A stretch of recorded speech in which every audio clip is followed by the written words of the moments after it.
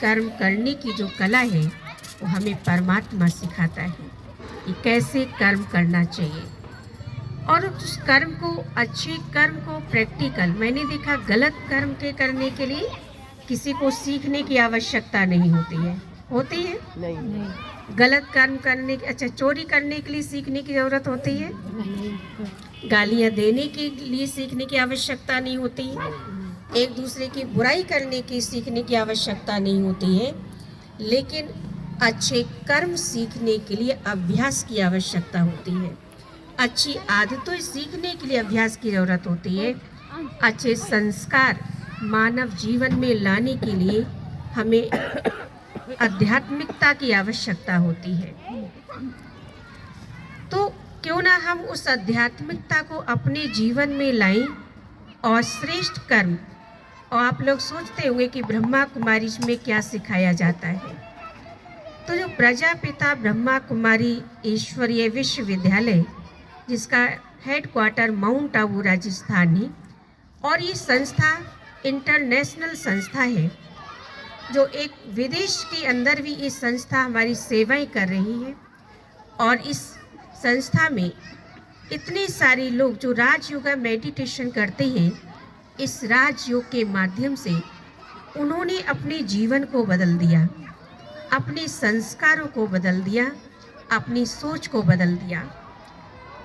क्योंकि सोच बदलना ये हमारे मानव जीवन में एक बहुत ज़रूरी हो चुका है, क्योंकि हम स्वयं को बदल सकते हैं। आज टेंशन का कारण क्यों हो गया है?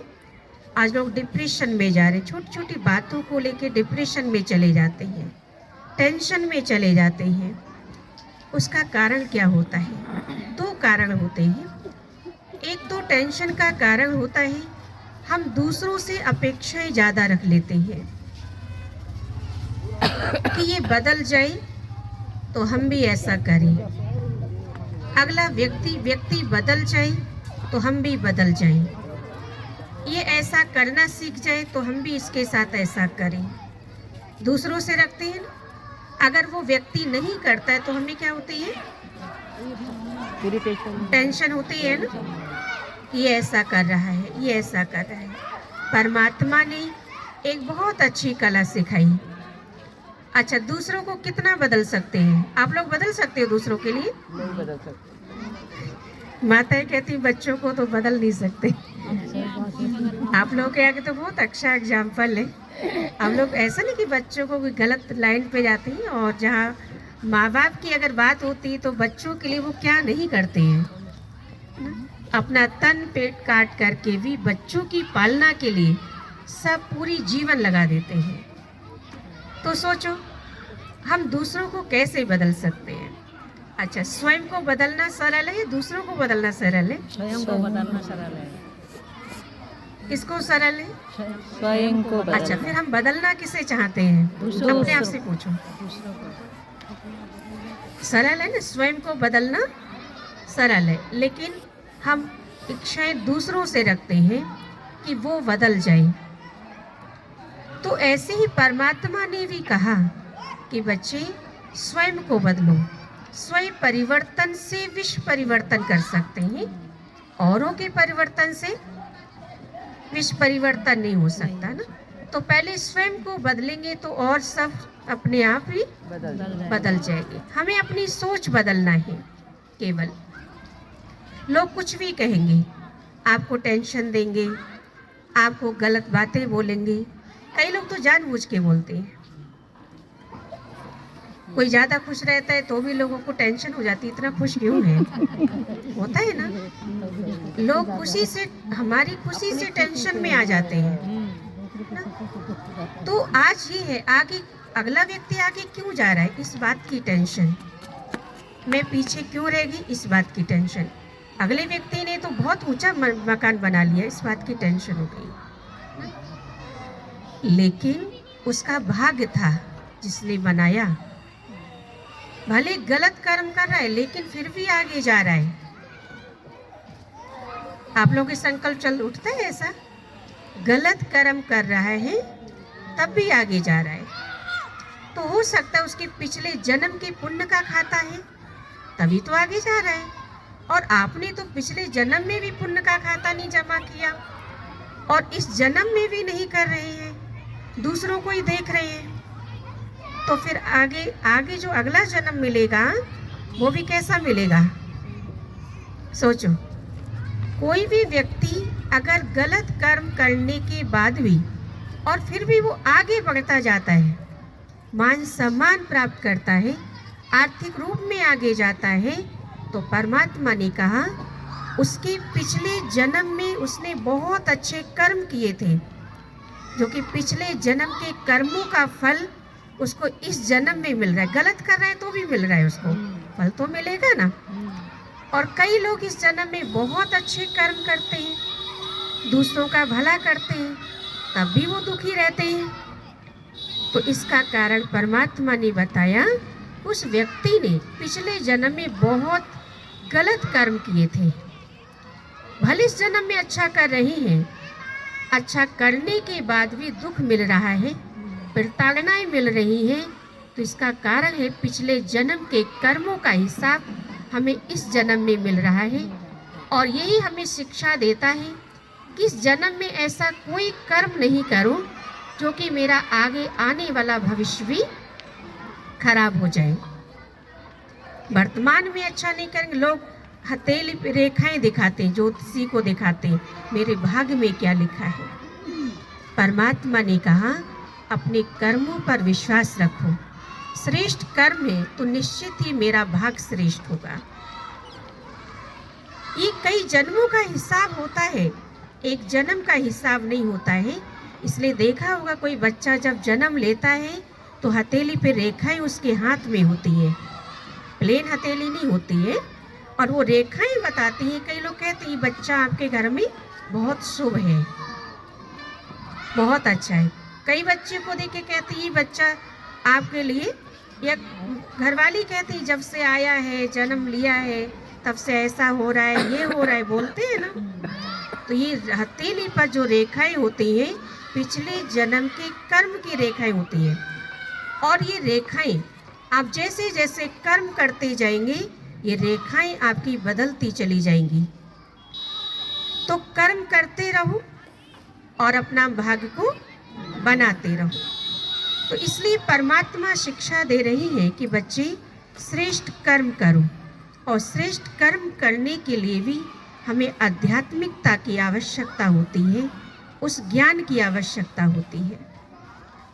और इसलिए ब्रह्मा कुमारी में रेगुलर क्लास चलती है, मेडिटेशन चलता है। मेडिटेशन परमात्मा की याद जो मन को शांति देती है। आज इतनी सारी बातें हमारी लाइफ में जो मन क्या रहने लगा, अशांत, दुखी, परेशान, बहुत सारी बातें, कभी घर वालों से दुखी, कभी बाहर वालों से दुखी, कितनी सारी बातें लाइफ में होती हैं। मन क्या रहने लगा, अशांत रहने लगा। आज बड़ा वंडरफुल लगता है, तन को ठीक रखने के लिए व्यक्ति क्या नहीं करता है। कितनी बार भोजन करते हैं,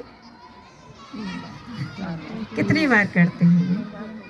चलो वैसे तो 3 बार होता है, नाश्ता, दोपहर का भोजन, शाम का। कई लोग 2 बार भी करते हैं, ऊपर से 2-3 बार चाय भी हो जाती है। कितना अटेंशन लगता है। अच्छी बात है, शरीर का ध्यान रखना जरूरी होता है। क्या इतना अटेंशन माइंड का रखते हैं, दिमाग का? सारा कारोबार किससे करते हैं? दिमाग से करते हैं ना। दिमाग के लिए क्या करते हैं? कोई चाय ऐसी आती है कि दिमाग को ठीक करने के लिए?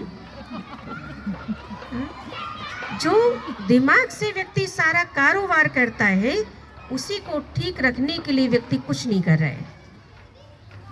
तो वो है परमात्मा की याद। परमात्मा को जब हम याद करते हैं, जैसे कहा ना बहन ने कि परमात्मा शांति के सागर है, आनंद के सागर है, प्रेम के सागर है।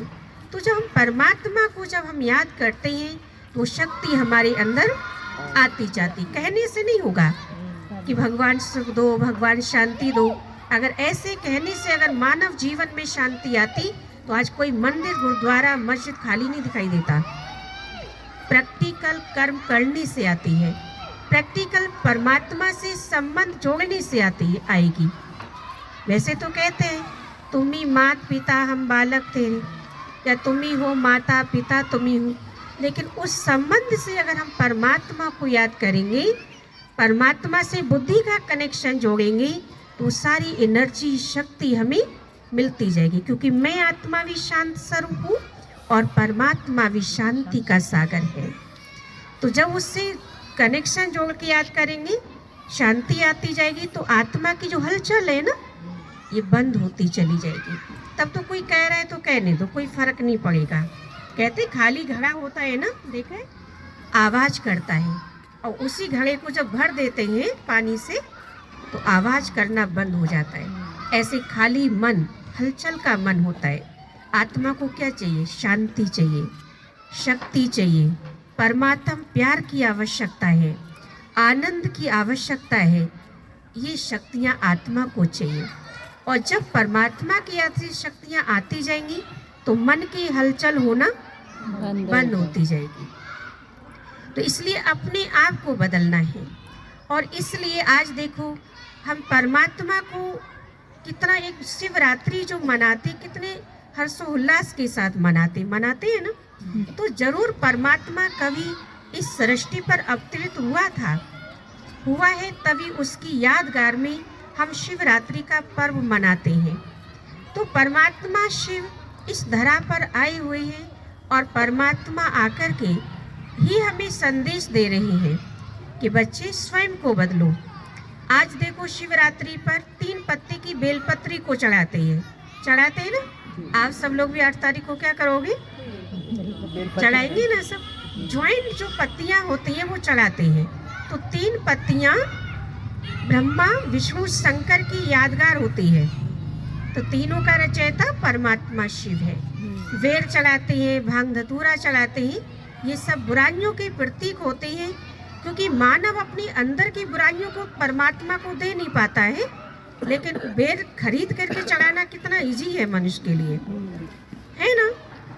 और परमात्मा कहते कि अंदर की बैर भाव की, जो हम दूसरों से बैर भाव की भावनाएं रखते हैं, उनको मुझे दे दो, बुराइयों को मेरे ऊपर अर्पण कर दो। और हम लोग स्थूल चीज़ों को चढ़ाते हैं।